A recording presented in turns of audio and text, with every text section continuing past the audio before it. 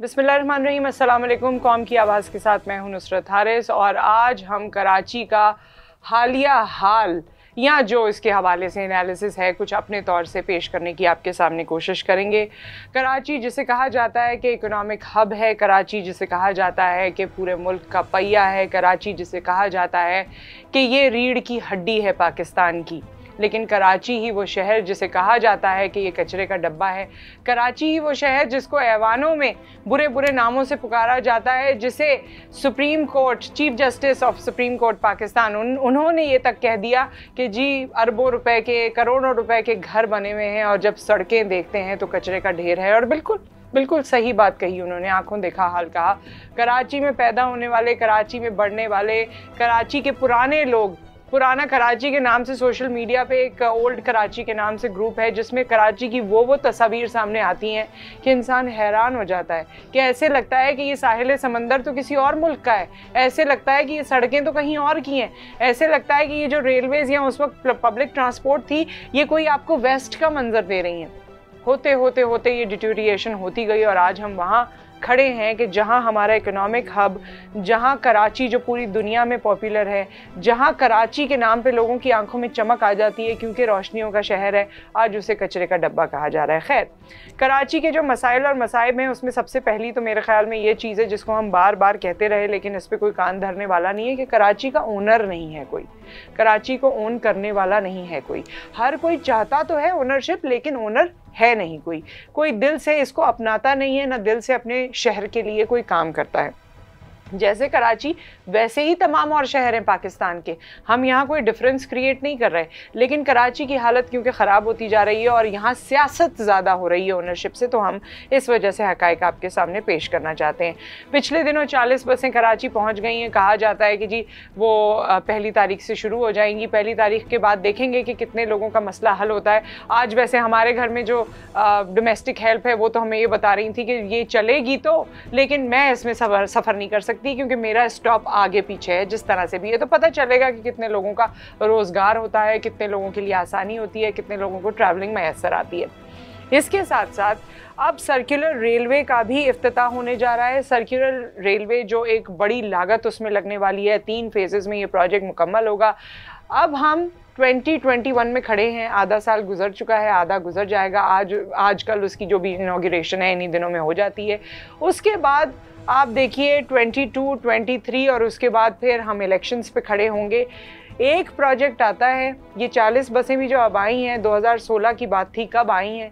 अब ये circular railway का इफ्तिताह होगा, कब ये शुरू होगा, कब हमारे लोगों का मसला हल होगा। खैर, एक प्रोजेक्ट शुरू होने जा रहा है, सेंटर या फेडरल उसमें इंटरेस्ट ले रहा है, वेल एंड गुड। फेडरल हुकूमत इंटरेस्ट लेती है, चीज़ें करती है, लेकिन न जाने क्यों उसका इम्प्रेशन ये है कि ये पोलिटिसाइज्ड है।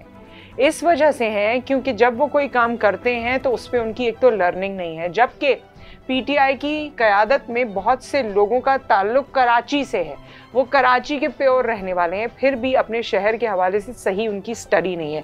जो तजावीज़ होती हैं या जो एप्लीकेशन सामने आती हैं उससे कराची वालों के मसाइल हल नहीं होते। फिर सूबे की हुकूमत है, पीपल्स पार्टी है, पीपल्स पार्टी को लूप में लिए बगैर गो कि कैसी भी पार्टी है, हम तो खुद भी बड़ा क्रिटिसाइज़ करते हैं, जहाँ तारीफ़ करनी होती है तारीफ़ करते हैं, लेकिन उनको लूप में लिए बगैर अगर हर कोई अपनी 2.5 इंच की मस्जिद बनाने की कोशिश करेगा तो हम कहाँ जाएंगे। अगर सिंध हुकूमत अपनी कोशिशें करती रहेगी, फेडरल या विफाक अपनी कोशिशें करता रहेगा, मिल के यूनिटी के साथ मसलों को हल करने के बजाय पॉलिटिकल स्कोर्स को या गोल्स को हासिल करने की अगर जंग है तो फिर कराची का मसला हल नहीं होगा।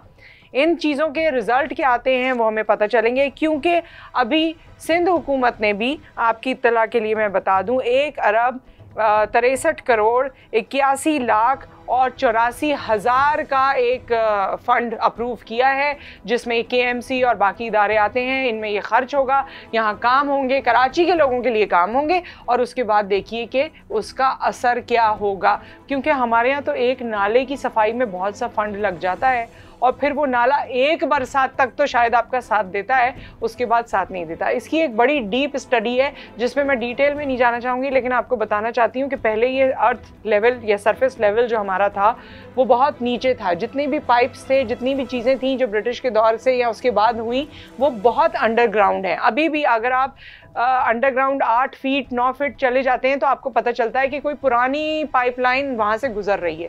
उनको उजागर करने के बजाय, उनको दोबारा से रिफ़्रेश करने के बजाय, क्योंकि एक बड़ा काम है, ज़ाहिर है पूरे शहर को तो नहीं खोद सकते, अब नई लाइंस डाली जाती हैं, एक सिस्टम को दूसरे के साथ मिला दिया जाता है। तो ये नाले सिर्फ बरसात के लिए थे, ये उस लिए नहीं थे जो अब इसमें कचरा, गंदगी और आपके ये जितना भी वेस्ट है, ह्यूमन वेस्ट है, वो उसमें आता है। पहले ये इसके लिए नहीं थे, उसके लिए एक सेपरेट निज़ाम था जो कि कब्र की तरह अंदर ही धंस गया है, जिसको निकालने की कोशिश ही नहीं की गई। ये लर्निंग ही नहीं है। जब ये लर्निंग नहीं होगी तो जाहिर है हमारे शहर में कोई काम नहीं होगा। लेकिन एक खुशाइन खबर भी मैं आपसे शेयर करना चाहती हूँ कराची के हवाले से। आपको याद है 2013 के बाद से जहाँ पूरे मुल्क में हमने देखा कि दहशतगर्दी या शिद्दत पसंदी थी, वहाँ पर एक दौर ऐसा आया था कि कराची में लाहौर का रिहायशी, KPK का रिहायशी या कराची से बाहर जो शख्स भी था वो यहाँ आने से डरता था। उसकी वजह ये थी कि उनको लगता था कि हम एयरपोर्ट में आएंगे और बस यहाँ पर तो धुआंधार गोलियाँ चल रही होंगी या यहाँ फसाद हो रहा होगा।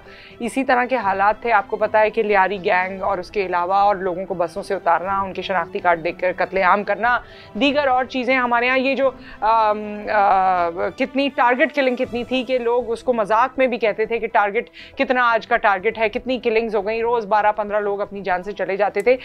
ये तमाम चीज़ें, and the credit goes to the law enforcement agencies, जिनकी तगोदो के बाद, जिनकी सफाई के बाद, ये एक्चुअल सफाई है, जिनकी सफाई के बाद आज कराची पहले दहशतगर्दी की वजह से अनसेफ कंट्रीज़ में कोई 6ठे नंबर पे था।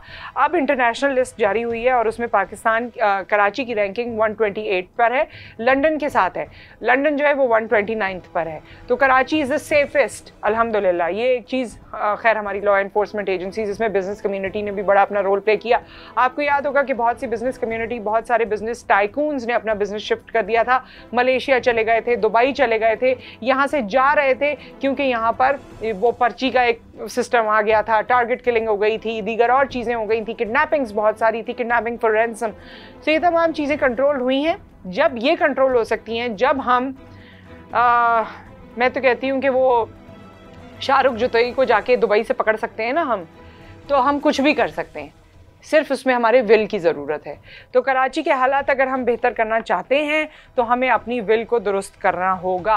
अच्छा, ये भी कहा जा रहा है कि इस दफ़ा कौमी इम्कान ये है कि एडमिनिस्ट्रेटर मुर्तज़ा वहाब जो हैं, जिनकी शोहरत अच्छी है, जिनकी रेपुटेशन अच्छी है, उनके हवाले से कहा जा रहा है कि अब वो जो मैंने फ़ंड की बात की है, जो सिंध का फ़ंड दिया जाएगा, तकसीम किया जाएगा इदारों में कि आगे आपने काम करने, तो वो कमीशन के बगैर काम हो जाएंगे, या उसमें से जो अपना कट रखा जाता है उसके बगैर वो काम हो जाएंगे, और ज़्यादातर पैसा यूटिलाइज होगा लोगों की वेलफेयर के हवाले से।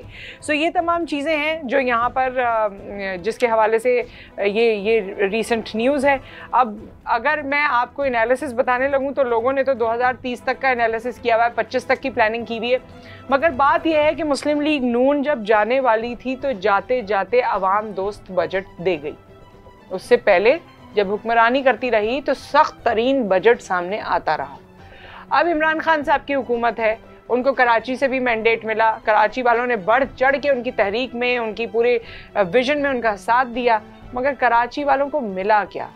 अब जैसे जैसे दिन गुजरते जा रहे हैं, साल गुजरते जा रहे हैं, दोबारा कराची के बारे में सोच लेना और किसी एक प्रोजेक्ट के बारे में सोच लेना, वो भी फ़ाल जब होगा जब शायद इलेक्शन हो रहे होंगे या हो चुके होंगे, या उसके भी अल्लाह जाने 2-4 साल बाद। तो इस तरह कराची के लोगों का मैंडेट आपको कैसे मिल सकता है, कैसे आप ये काम कर सकते हैं? मैं तमाम हुकूमतें जो भी इक़्तिदार में रहीं, जो हैं, जो हो सकती हैं, आप आने से पहले वादे दावे कुछ और करते हैं, शायद उस वक्त भी आपकी लर्निंग नहीं होती।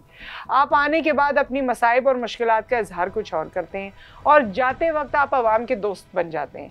इन तमाम चीज़ों को, इन फेजेस को गौर से स्टडी कीजिए। अब मेरे ख्याल में आवाम को बेवकूफ़ बनाना छोड़ देना चाहिए। कराची एक मेट्रोपॉलिटन सिटी है, कराची का तो टोल प्लाज़ा भी अब आगे चला गया है और ज़्यादा वसी हो गया है कराची सिटी।